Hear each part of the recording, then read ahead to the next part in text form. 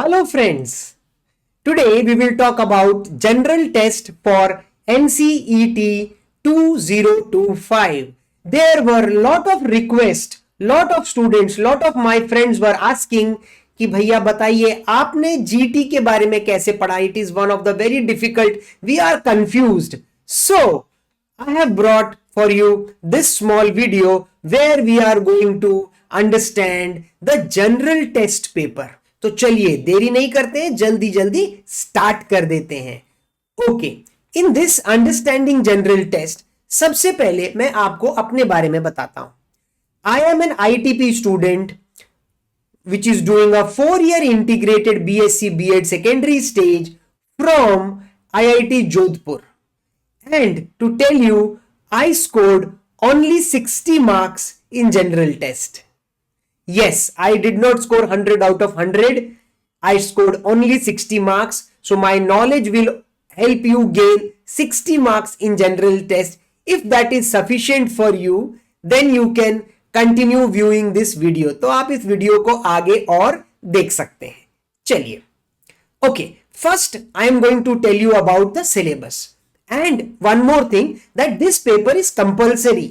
Okay, NCET 2025 में आप कोई भी स्ट्रीम के हो, आप BA के हो, आप BSc के हो, आप BCom के हो, this is compulsory paper. GT compulsory है, जनरल टेस्ट कंपल्सरी है. अब जीटी का सिलेबस देखते हैं. जीटी के सिलेबस में there is general knowledge, there is current affairs, there is general mental ability, numerical ability, quantitative reasoning, simple applications of basic mathematical concepts like arithmetic, algebra, geometry, mensuration, statistics, all this. And there is also logical and analytical reasoning. Oh my god, this seems very huge syllabus. ये बहुत बड़ा syllabus लगता है. But wait, I am going to help you with this. There are, see, total 28 questions. Okay, because this is like the domain subject. There are total 28 questions will be asked. Out of that 28 questions, you have to attempt 25 questions. So you have like a sweet spot of 3 questions you can leave, right? 25. But मेरे तो उतने भी नहीं आए थे. मैं almost I think 17 या 18 questions करके आया था. उसमें से आई थिंक 15 क्वेश्चंस मेरे राइट हुए थे. सो 15 4 जा 60. So I could score only 60 marks. Okay, but if you are very good in this subject, okay, so total 25 question you can attempt out of 28. 25 multiply by 4, this is a 100 mark paper. Okay, fine.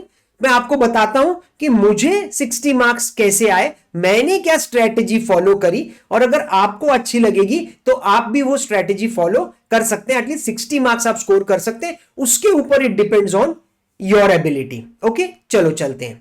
Okay, यहां पर मैंने दिखाया है decoding NCET 2024. सो मैंने जो paper दिया था 2024 का, first we are going to understand that paper. देखते हैं उसमें है क्या, क्या क्या चीजें आ रही हैं, कैसे कैसे आ रही हैं. तो देखो, जनरल टेस्ट में जो पहले 2 टॉपिक हैं, general knowledge and current affairs, frankly telling मुझे कुछ नहीं आता था. अबाउट 11 क्वेश्चन उसमें से आए थे. These 11 question were very difficult for me. Okay, और आगे देखते हैं. उसके बाद general mental ability, numerical ability, quantitative reasoning, okay, logical and analytical reasoning, इन सब से मिला के there were about 17 question. So I attempted these 17. कुछ गलत भी हुए मेरे. ओके, सो आई थिंक 17 या 15 कुछ ऐसा ही था मेरा. ओके, सो अराउंड मेरे को 60 मार्क्स के आसपास मिले हैं. एक आध रॉन्ग हो गए तो 58 60 के आसपास मुझे मिले हैं. ठीक है, देखते हैं कैसे ये गया था मेरा paper.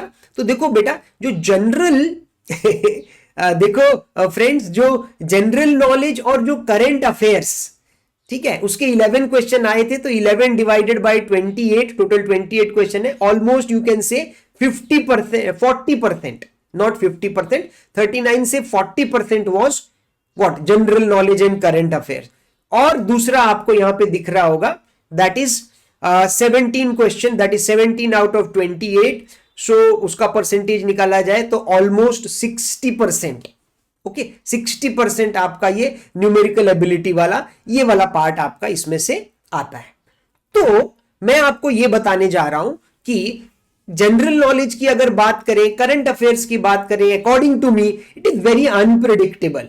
Being a science student, मैं एक साइंस स्टूडेंट था, I am away from GK and current affairs. तो मुझे तो आप अगर फ्रैंकली पूछेंगे कि प्रेसिडेंट कौन है हमारा, या हमारी स्टेट का चीफ मिनिस्टर कौन है, मुझे वो भी नहीं पता होता था, right? Because after 10th, 11th and 12th, I basically focused on physics, chemistry and maths. I was a PCM student, so I only focused on physics, chemistry and math. That means domain subjects मेरे थोड़े ठीक थे। And जो भी science के बच्चे हैं वो इस चीज को समझते हैं कि साइंस स्ट्रीम बहुत डिफिकल्ट हो जाती है, आगे जाके मैनेज करना बहुत डिफिकल्ट हो जाता है, तो उसी में मेरा पूरा टाइम चला गया। तो जब मैंने ये सिलेबस देखा, when I saw the syllabus of general test, I was really taken aback. मुझे कुछ भी जनरल नॉलेज, करंट अफेयर्स नहीं आता था और बहुत अनप्रेडिक्टेबल है। आप कहां से पढ़ोगे?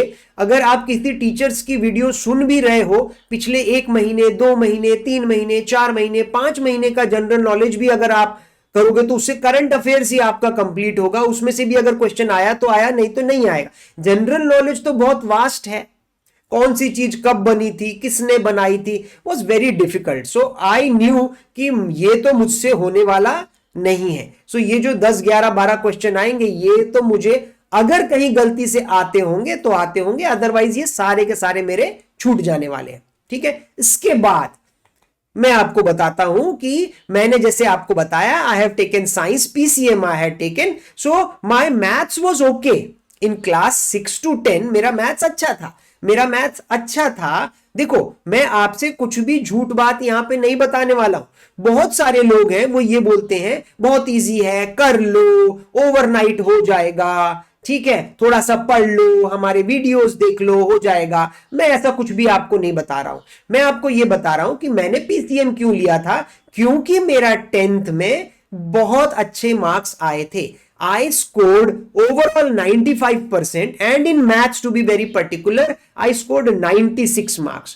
मैंने मैथ्स का सीबीएसई में एक होता है आपका बेसिक पेपर और एक होता है स्टैंडर्ड। मैंने स्टैंडर्ड ही लिया था क्योंकि मुझे 11th 12th में मैथ्स ही चाहिए था। तो मैं आपको बता रहा हूं दोस्तों, माय फ्रेंड्स, मेरा मैथ्स इतना खराब नहीं था, अच्छा था मेरा मैथ्स। यानी 6 से लेके 10 तक maths was not my favorite, physics was my favorite subject, science was my favorite, but maths भी मेरा बुरा नहीं था, मेरे को मैथ्स आता था।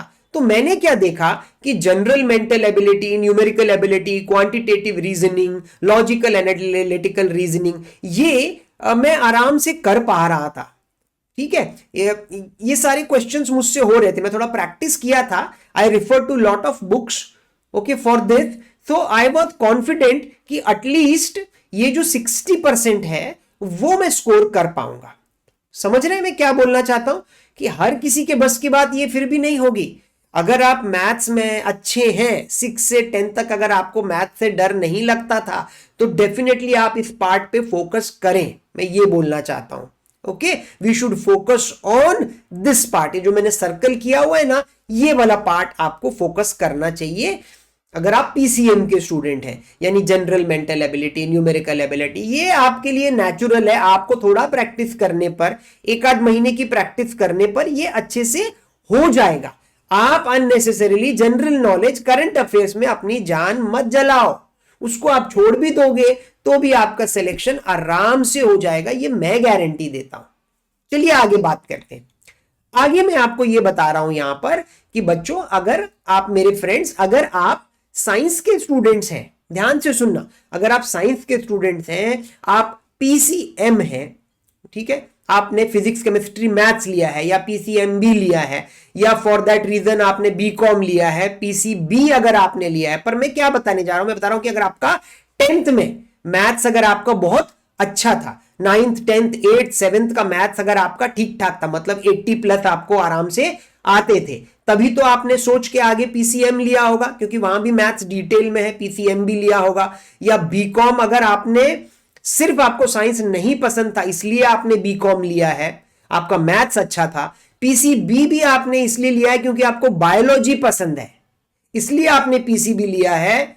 पर आपका मैथ्स 10th तक का डुएबल है, आप आराम से कर सकते हो। थोड़ी सी आधा महीना 1 महीने की प्रैक्टिस में आप इजीली कवर कर सकते हो, you are good in maths. Then तो आपको आईआईटी, एनआईटी, आरआई कहीं पर भी अगर जाना है तो आपको अराउंड 60 मार्क्स लाने में मैं हेल्प कर सकता हूं, राइट? तो आपको ये 60 मार्क्स बिल्कुल भी नहीं छोड़ने हैं, बिकॉज यही आपको दूसरे बच्चों से अलग करेगा। बाकी सब बच्चे भी 11th और 12th के डोमेन सब्जेक्ट्स पढ़ रहे होंगे, पर आपको यहां पे डोमेन सब्जेक्ट के साथ साथ पीसीबी 100 राइट, या पीसीएम 100 300, उसके बाद लैंग्वेजेस तो आपको मैंने पहले ही बता चुका हूं कि इंग्लिश अगर आपकी अच्छी है तो आप दोनों लैंग्वेज, इंग्लिश कम्युनिकेशन और इंग्लिश लिटरेचर, लैंग्वेज लिटरेचर लीजिए। अगर आपकी हिंदी अच्छी है तो आप हिंदी के दोनों सब्जेक्ट लीजिए, तो वहां से भी आपको करीब करीब अराउंड 50-50 भी अगर मिल जाते हैं तो 100 मार्क्स आपको वहां से मिल सकते हैं।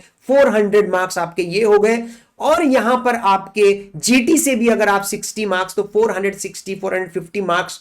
पर देखो ये नहीं है कि आपको पूरे के पूरे 450 460 मिल जाएंगे, राइट? आपके डोमेन में भी कुछ क्वेश्चन तो गलत होने के चांसेस हो सकते हैं। तो अगर आप इतना ज्यादा मार्क्स के लिए कोशिश करेंगे 450 460, तब जाके आपके कहीं 300 350 के आसपास आप पहुंच पाओगे। आप समझ रहे हो मैं क्या बोल रहा हूं? तो आपको जीटी छोड़ना नहीं है। अगर आप आईआईटी, एनआईटी, आरआई की तरफ जाने की सोच रहे हैं, आपका मैथ 6 to 10 में बहुत अच्छा था, तो आप डेफिनेटली 50-60 मार्क्स मेरी तरह स्कोर कर सकते हैं। आपको जनरल नॉलेज, करंट अफेयर्स छोड़ देना चाहिए, और general mental ability, numerical ability, quantitative reasoning, logical reasoning, इन सब के ऊपर थोड़ा सा फोकस करना चाहिए, बट नॉट नाउ, अभी नहीं। अभी आप सिर्फ डोमेन सब्जेक्ट्स ही पढ़िए। अभी आप डोमेन एंड ज्यादा ज्यादा होगा तो इंग्लिश लैंग्वेजेस पढ़िए, ठीक है? तो 3 और 2 5 सब्जेक्ट्स आपके ऑलरेडी कवर हो गए। 6th और 7th सब्जेक्ट जो आपका टीचिंग एप्टीट्यूड है और आपका जनरल टेस्ट है, वो अगर आप अपने बोर्ड एग्जाम के बाद भी करेंगे तो आई गारंटी 2-3 महीना आपको मिल रहे होंगे, आप उसमें बहुत अच्छे से इनका प्रिपरेशन कर पाएंगे। और तब मैं आपके लिए इनकी तरफ से कुछ क्वेश्चंस और अपने लिए लेकर के भी आऊंगा, ठीक है? अगर दूसरी तरफ ध्यान से सुनना, ये वो बच्चे जो पीसीबी है, पीसीबी, पीसीएम नहीं है, पीसीबी है, मतलब उन्होंने बायोलॉजी इसलिए लिया था कि उनका मैथ्स बहुत वीक था। अब बीए स्टूडेंट्स जनरली जो सब्जेक्ट लेते हैं, हिस्ट्री, ये सब, उनका मैथ्स थोड़ा वीक होता है, इसलिए वो साइंस की तरफ नहीं आना चाहते और आर्ट्स की तरफ चले गए होते हैं 11th 12th में। या आपने बीकॉम इसलिए लिया था क्योंकि आपको साइंस नहीं चाहिए था, आपको फिजिक्स, मैथ्स, इन सब से थोड़ा डर लगता है आपका, यानी कि मैथ्स आपका वीक है, 1-2 महीने में पढ़ के नहीं होगा आपका।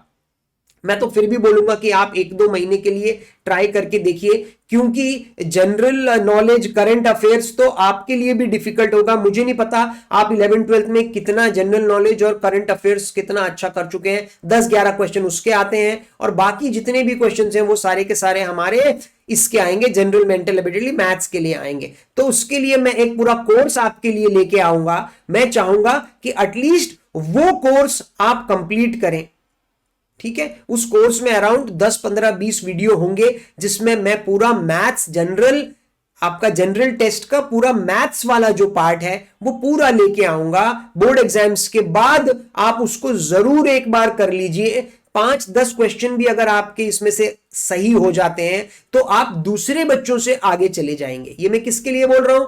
पीसीबी, बीए, बीकॉम, जिनको मैथ्स नहीं पसंद है। मान के चलो कि बाकी बच्चों के तो जीटी में बहुत कम नंबर आने वाले हैं। क्यों? क्योंकि उनको मैथ्स और इन सब चीजों से, जनरल नॉलेज, करंट अफेयर से डर लगता है। तो आपके पास एक पॉइंट है कि अगर आप ये चीज पढ़ सकते हैं, थोड़ा मेहनत कर सकते हैं, थोड़ा सा ये जहर वाला सब्जेक्ट है, बट 1-2 महीने के लिए अगर आप इस पे फोकस कर सकते हैं, तो मैं आपको गारंटी देता हूं, आप जिस इंस्टीट्यूट में हाथ रखेंगे वो इंस्टीट्यूट आपको मिल जाएगा, आपको एडवांटेज मिल जाएगा because of this GT. I hope this is clear. आगे चलते हैं। ओके, आपको अगर नहीं पता है तो बता दूं कि पीवाईक्यू, एनसीईटी 2024 के पीवाईक्यूज मैंने अपने चैनल पर अपलोड कर दिए। आईआईटी, आईटीईपी स्टूडेंट, ठीक है, विद करेक्ट आंसर्स मैंने अपने यूट्यूब चैनल पर ये अपलोड कर दिए। वहीं पर जनरल टेस्ट का पेपर भी है, आप चाहो तो जाकर के 2024 का जनरल टेस्ट का पेपर भी वहां पर देख सकते हो, ठीक है। यहां पर कुछ बच्चे मुझे कमेंट करके बोलते हैं कि सर पीवाईक्यू जो है हमको पीडीएफ के फॉर्म में बताइए, तो मैं वहां पे उनको भी लिखा है, and I am telling you also कि बच्चों, माय डियर स्टूडेंट्स, आप मेरे बच्चे जैसे ही हो गए हो, और जनरली टीचिंग में ना हम जनरली बातें बच्चा बच्चा कर कर ही करते हैं, सो डोंट गेट कंफ्यूज, मैं आप ही से बात कर रहा हूं। तो एडवांटेज यहां पर देखो क्या है कि जो मैंने PYQ आपको बना के दिए हैं विद करेक्ट आंसर्स, उसमें सबसे पहले आप देखेंगे कि क्वेश्चन आता है। उसमें बिल्कुल भी मैंने टाइम वेस्ट नहीं किया है, ना आपका टाइम वेस्ट किया है ना अपना टाइम वेस्ट किया है, डायरेक्ट क्वेश्चन आता है और 6-7 सेकंड के लिए क्वेश्चन वहीं पर रहता है। अगर आपको और टाइम चाहिए so you can pause that particular video, okay, और उसके बाद इमीडिएटली आंसर आ जाता है, ठीक है। पर अब बच्चों ने क्या करना है, मैं ये देख रहा हूं कि बच्चे सिर्फ टाइम पास करने के लिए उसको देखते हैं, तो उससे आपको कोई हेल्प नहीं मिलने वाली है। मैं आपको बता दूं, कोई हेल्प नहीं मिलने वाली है। आपको उसको एक क्वेश्चन की तरह, क्वेश्चन पेपर की तरह आपको बैठ करके उसको अटेम्प्ट करना पड़ेगा। मैं ये जानता हूं, मैंने IIT में एडमिशन लिया है, मैं जानता हूं कितनी मेहनत लगती है, आसान काम नहीं है। आपके लिए मैंने ये काम आसान करके दिया है, इजी वीडियो फॉर्मेट में दिया है। क्वेश्चन आता है, पॉज करिए, अटेम्प्ट करिए, उसके बाद इमीडिएटली आंसर दिख जाता है, तो आपको इमीडिएटली पता भी चल जाएगा कि वो सही है कि गलत है, ठीक है। सो इजी है आपका आंसर चेक करना, आपको इजीली अपना GT का लेवल पता चल जाएगा कि मैं कितने पानी में हूं, मुझे ऑलमोस्ट कितने नंबर मिल सकते हैं, ठीक है। सिर्फ क्वेश्चन ही नहीं, मैंने साथ में आंसर्स भी वहां दिखा दिए हैं, तो आपको कोई प्रॉब्लम नहीं है। आपको बस वीडियो पर क्लिक करना है, एक नोटबुक और पेन लेकर के बैठना है और पूरे GT पेपर को सॉल्व करना है, ठीक है। आप पेपर को सॉल्व करिए, कितने मार्क्स आपको आते हैं आप मुझे कमेंट बॉक्स में भी बता सकते हैं, पूछ सकते हैं कि मैं कैसे इसमें इंप्रूव कर सकता हूं। आप बता सकते हैं कि आप कौन से वाले ब्रांच के हैं, आप BCom के हैं कि BSc के हैं कि आप BA के हैं, आपके पास मैथ्स था या नहीं था, मुझे इतने मार्क्स आए और मार्क्स में कैसे इंक्रीज कर सकता हूं। डेफिनेटली मैं आपको हेल्प करूंगा, ठीक है। तो देखिए, मैं आपको क्या बोलना चाह रहा हूं, मैं आपको बस एक सिंपल सी चीज बताना चाह रहा हूं कि जब मैंने NCET 2024 दिया था, तब मुझे सबसे ज्यादा डिफिकल्टी टीचिंग एप्टीट्यूड और जनरल टेस्ट में हुई थी, राइट। तो वहां जैसे आप देख रहे होंगे, पिक्चर में दिख भी रहा है कि मैं बहुत अकेला था, मैंने बहुत कोशिश की, इंटरनेट पे बहुत जगह गया, क्वेश्चन पेपर्स तक मुझे नहीं मिलते थे, क्वेश्चन पेपर मिलते थे तो उनके आंसर्स नहीं मिलते थे। यहां मैंने आपको सब कुछ एकदम इजी फॉर्मेट में दे दिया, आप उसका फायदा उठाइए, ठीक है। मैं बहुत अकेला था, लेकिन मैंने देखा कि मैं बहुत अकेला था, लेकिन अब मैं आपकी हेल्प करना चाहता हूं NCET 2025 में। बस इसलिए ही मेरा ये चैनल शुरू करने का मेन मोटिव ही यही है कि अपने जैसे अपने कुछ फ्रेंड्स को मैं हेल्प कर सकूं। That will be a very good thing. As a teacher I want to help you, okay. तो देखिए, वहां पे मैं दिखाई दे रहा हूं, एक ग्रुप दिखाई दे रहा है जहां पर मैं भी हूं, और अब साथ में आप लोग भी वहां ज्वाइन हो गए हैं। आप वो सब जो IIT खड़गपुर जो जाना चाहते हैं, जो IIT रोपड़, IIT Bhubaneswar, IIT Jodhpur, NIT Trichy, ठीक है, NIT जालंधर या और कोई NIT या RI अजमेर, RI भोपाल या और कोई ऐसे कॉलेज में जाना चाहते हैं, तो आप घबराइए मत, अब मैं आपके साथ हूं, ठीक है। तो अपनी तरफ से मैं पूरी जान लगा दूंगा कि आपका सिलेक्शन जहां आप चाहते हैं वहां पर हो जाए, ठीक है। तो मेरी बातों को सुनिए और जैसा मैं बोलता हूं वैसा आप फॉलो करिए, अपना दिमाग तो लगाइए, बट मेरे एक्सपीरियंस का भी आप फायदा उठाइए, ठीक है। मेरे चैनल का नाम है IIT ITP स्टूडेंट। और अगर आपके पास कोई सजेशंस हैं, देखिए, मैं जितना सोच पा रहा हूं कि एक ITP के बच्चे को क्या क्या प्रॉब्लम अभी आने वाली हैं, ये किस किस प्रॉब्लम से वो गुजर रहा है, मैं किस किस प्रॉब्लम से गुजरा था, मैं अकेला था और मैं किन किन प्रॉब्लम से गुजरा था, और गुजर के मैंने एक सक्सेस हासिल की है, मेरा चारों IIT में सिलेक्शन हो गया था। तो मैं चाहता हूं कि आपकी भी मैं हेल्प करूं, आप भी अकेले होंगे, तो आपके पास अगर कोई सजेशंस हैं या फिर आपकी कोई क्वेरी है, सो वो डेफिनेटली आप नीचे कमेंट बॉक्स में लिखिए। I will try to give you answer to that particular question to the best of my abilities. देखिए, मैं भी परफेक्ट नहीं हूं, पर मैं जितना मुझसे हो सकेगा, जितनी हेल्प हो सकेगी, उतनी मैं आपकी हेल्प करने की पूरी कोशिश करूंगा। आज के लिए I am signing off. Take care, bye bye.